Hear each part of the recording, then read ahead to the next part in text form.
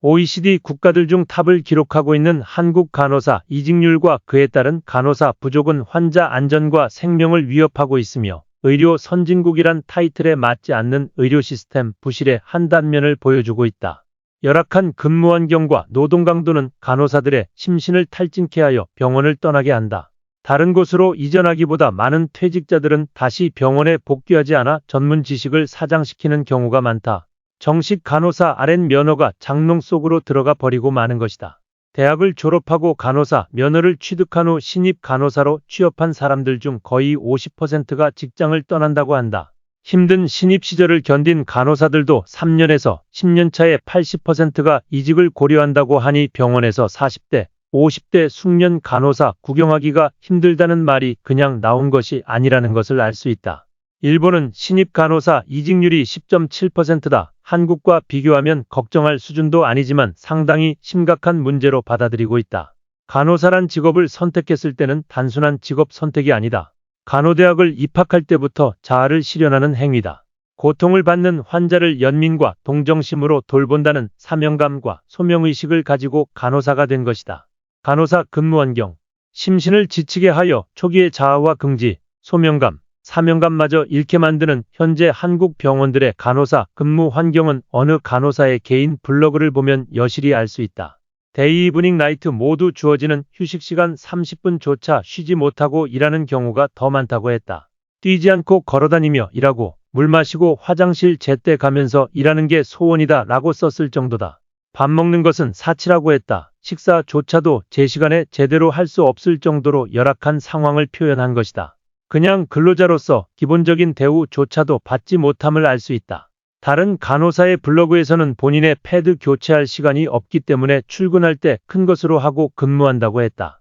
자신의 볼 일도 못 볼 정도인데 놓치지 않고 많은 환자의 상태를 세밀히 관찰, 인지, 보고한다는 것이 가능한 것인지 모르겠다. 메디칼 닥터 다니엘 오브리가 의료 오류 문제에 관해 쓴 When We Do Harm이라는 책에서 간호사에 대해 기록한 여러 부분 중 간호사의 근무 조건이 환자의 예후에 얼마나 큰 영향을 미치는지를 볼 수 있다. 다음은 그의 책에 기술한 내용이다. 크게 주목받지 못한 분야 중 하나는 간호사의 근무 조건이다. 만성적인 인력 부족으로 인해 많은 간호사들이 초과 근무를 하게 된다. 일부 병원에서는 임시방편으로 삼았던 것이 표준 운영 절차가 되었다. 참고로 미국 병원에서는 간호사 1인당 평균 환자 수 5.5명이라는 점을 염두에 두고 보시기 바란다. 11,516명의 간호사를 대상으로 한 설문조사에서 표준 주당 40시간 이상 일한 사람들은 투약 오류가 28% 더 많이 발생했다고 보고했다. 그들은 또한 바늘에 찔린 부상을 28% 더 많이 경험했다. 병원은 환자에 대한 간호사 비율이 부족할 경우 간호사에게 초과 근무를 강요하거나 병원 업무에 익숙하지 않은 외부 기관에서 일당 간호사를 고용해야 한다. 23만 2,342명 이상의 수술 환자를 대상으로 한 연구에서는 간호사 대 환자 비율과 사망률을 조사했다. 놀랍게도 간호사 1인당 환자 부담이 클수록 사망률이 높아졌다. 연구원들은 간호사 명단에 환자가 추가될 때마다 환자가 30일 이내에 사망할 확률이 7% 증가한다고 했다. 한 명의 환자가 추가될 때마다 간호사 피로도가 23% 증가한다고 했다. 연구자들은 특히 고품질 진료와 적절한 간호사 배치로 인정받는 병원을 선택했다. 그들은 19만 7,961명의 환자를 조사한 결과 기준선에서 해당 병원의 사망률이 환자의 질병 중증도에 대해 예상되는 것보다 낮다는 사실을 발견했다. 하지만 이 훌륭한 병원에서도 간호 인력이 부족한 병동에서는 사망률이 증가했다. 미국은 간호사 1인당 평균 환자 수가 5.5명이다. 미국 간호사협회와 전문가들은 4명이 적정하다고 한다. 일본은 간호사 1인당 평균 환자 수 7명이다. 3명이 적정하다고 계속 규정으로 만들어 줄 것을 요구하고 있다. 한국은 간호사 1인당 평균 16.3명의 환자 수를 담당하며 많을 때는 22명까지 배정된다고 하니 의료 서비스 부실로 이어져 입원 환자의 안전과 생명을 위협하는 심각한 상황이 아닐 수 없다. 미국이나 캐나다, 일본은 중환자실 간호사 1인당 환자 수가 1명이나 2명이지만 한국은 평균 6명이다. 생명을 다루는 업무로 극도의 스트레스를 받고 있는 상태에서 열악한 근무 환경이 간호사들을 견디지 못하게 함으로 퇴직하게 만드는 것이다. 수련 교육 부족. 신입 간호사가 되면 일정한 수련 기간이 필요하나 너무 많은 퇴직으로 간호사가 부족하다 보니 짧은 교육 후 실무에 투입한다. 실무 교육 자체가 부족하다 보니 간호사로서 갖추어야 할 기본 소양조차도 학교에서 받은 것 말고는 턱없이 모자랄 것이다. 신입 간호사들은 출근할 때 도출되지 않는 외모, 복장 관리는 기본이며 선배와 동료들에게 보이는 몸짓, 인사, 표정, 태도, 말 걸기 같은 행동부터 배워야 한다. 그것은 환자와 가족을 만날 때 보여야 하는 모습이기도 하며 선배 동료들과 관계에서도 중요하기 때문이다. 신입 간호사들이 신입 교육에서 못 받았다 하더라도 스스로 배워야 할 덕목이다. 무엇을 모르는지 조차 모르는 시절이 신입 시절이다. 선배들 입장에서는 후배가 너무 서툴게 보일 것이다. 괴롭힘이 만연하는 직장 분위기. 괴롭힘은 당사자에게 굴욕감을 주고 기분을 상하게 하고 고통을 주기 위한 의도로 반복적이며 원치 않는 유해한 행위이다. 통과 의례라고 생각하는 경향도 있을 정도로 간호사 세계에서 만연하고 있다. 학교 괴롭힘이 통과 의례가 아닌 것처럼 근절되어야 할 악습이다. 병원에 따라 선배가 서툰 후배 간호사에게 인간적인 모욕감을 느낄 정도로 괴롭히고 따돌림하는 경우가 많이 있는 것으로 알려져 있다. 팀 내에서 선배가 인간적으로 이끌며 팀원끼리 서로 위로하고 감싸는 문화 정착이 힘든 모양이다. 특히 신경 써야 할 IV, 삽관, 카테터 설치는 숙련된 선배가 도와주고 가르쳐야 되는 거 아닌가. 속담에 나오는 거지들 동량자로 서로 찍기처럼 어려운 근무 조건에서 도움이 될 후배들에게 여러 사람 앞에서 심지어 환자나 가족 앞에서 모욕적 언행, 배제, 편가르기, 수군거림을 일삼는 태움이라는 짓도 있다니 무엇 때문에 그럴까? 결국 자기 자로도 자신이 찍고 있는 것으로 보인다. 미국이나 일본에서도 간호사 사이에 저질스러운 괴롭힘 현상이 한국보다 심하지 않지만 분명히 존재한다. 기관을 포함한 여러 단체에서 지대한 관심을 가지고 관리하기 때문에 감소하고 있는 추세다. 신입 간호사에 대한 선배들이나 동료들의 괴롭힘 뒤에는 질 낮은 리더십이 틀림없이 한몫하고 있다는 생각이 든다. 자신도 그 과정을 거쳤다며 방임하거나 방치하고 심지어는 파벌 조장까지 은연중에 앞장선이 가치 있는 선임 간호사들이 담는 것이다. 일이 힘들다고 쉽게 그만두지는 않는다. 근무 분위기가 나쁘면 일이 덜 힘들어도 직장에 가기 싫어지는 것이다.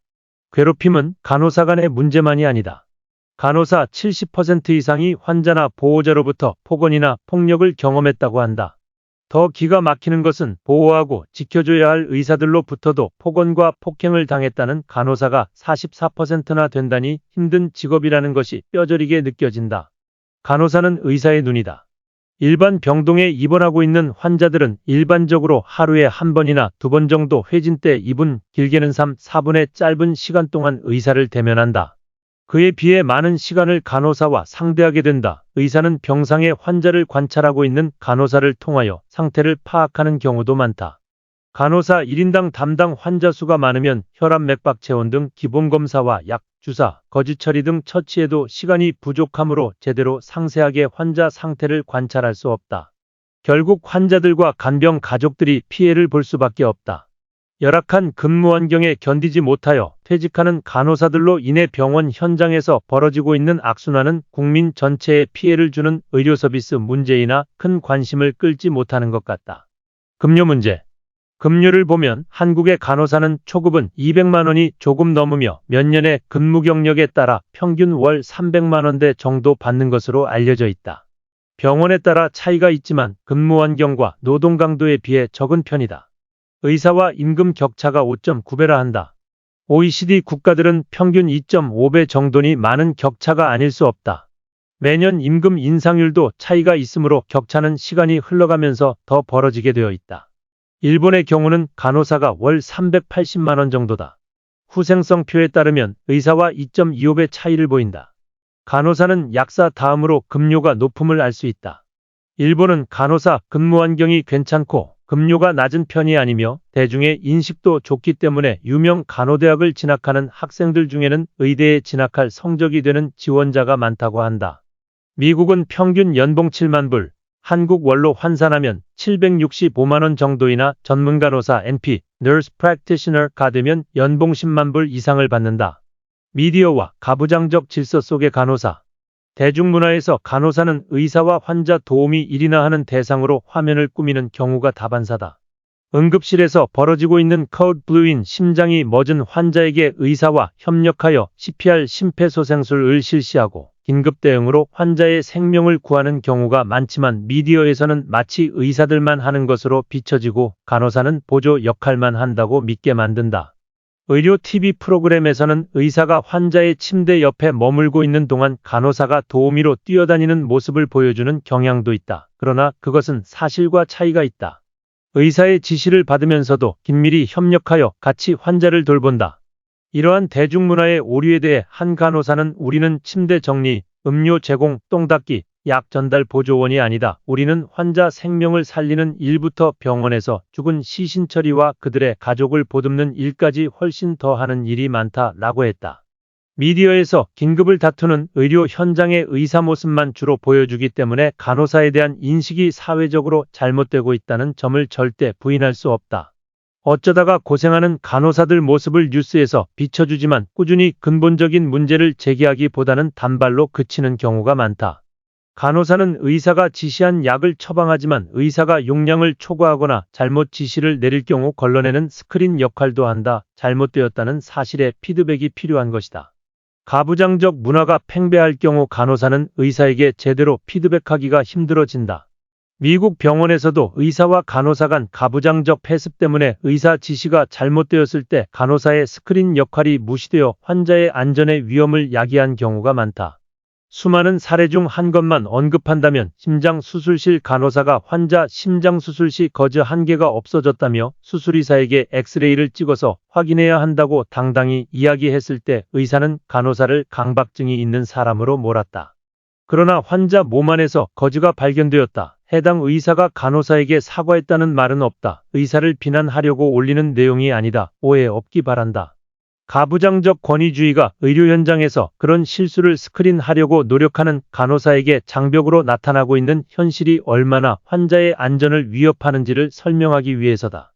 간호사의 중요한 의견을 무시하는 의사들은 소수일 것이다. 인성이 더러운 인간은 어디에나 있기 마련이니까.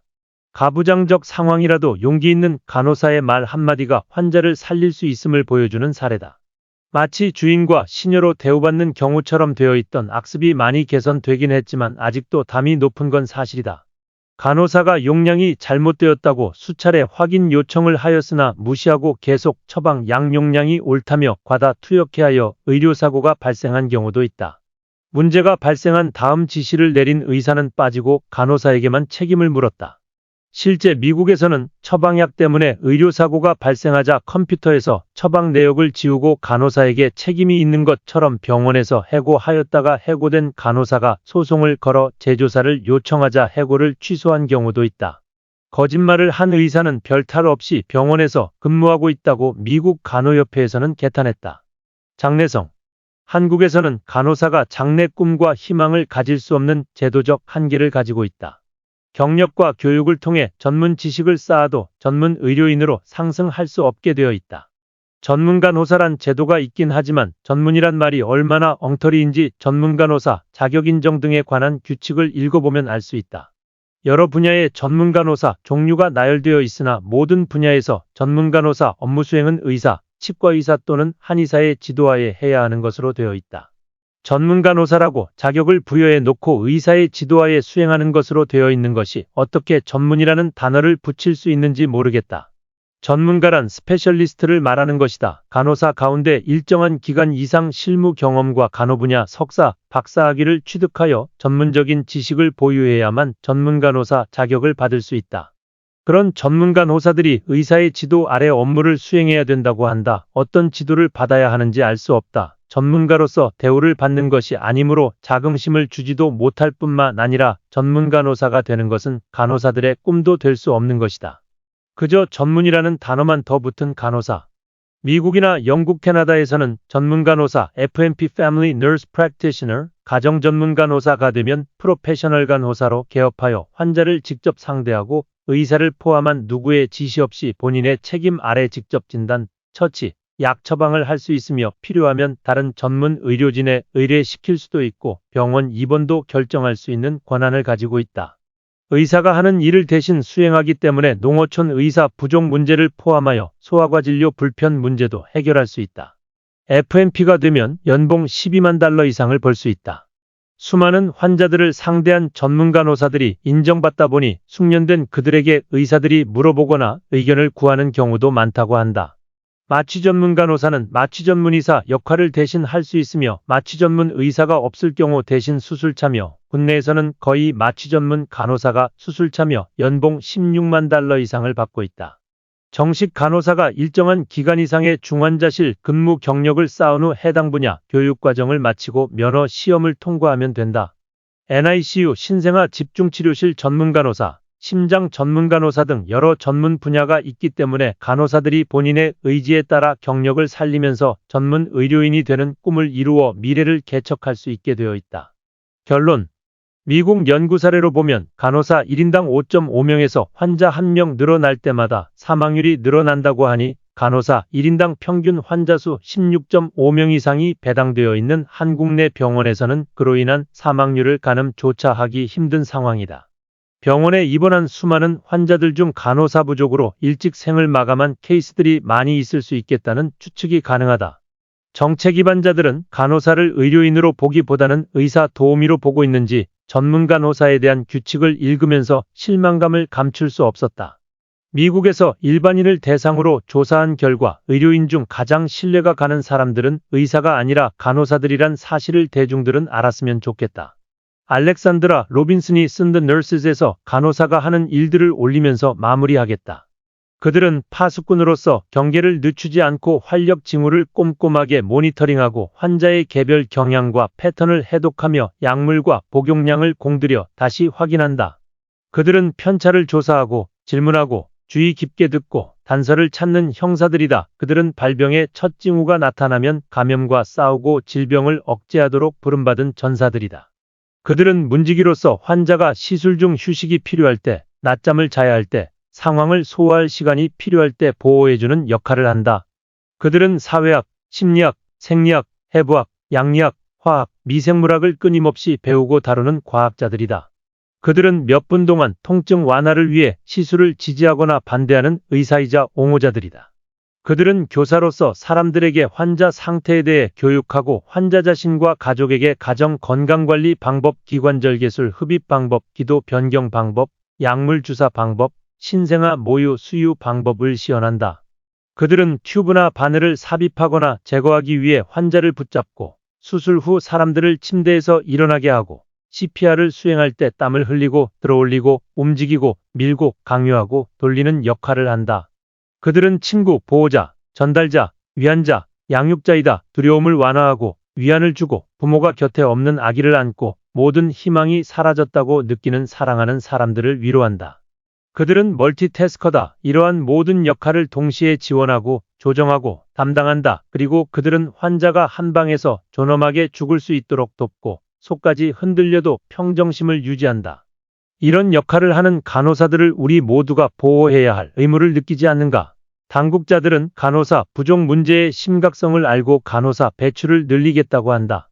이미 배출된 간호사들의 이직 권인을 분석하여 이직을 줄이는 실행 가능한 대책이 나오지 않는다면 간호학교 정원만 늘려서는 언발에 오줌 누는 거와 별반 다를 게 없을 거라는 생각이 든다. 경청해 주셔서 감사합니다. 김명갑TV입니다.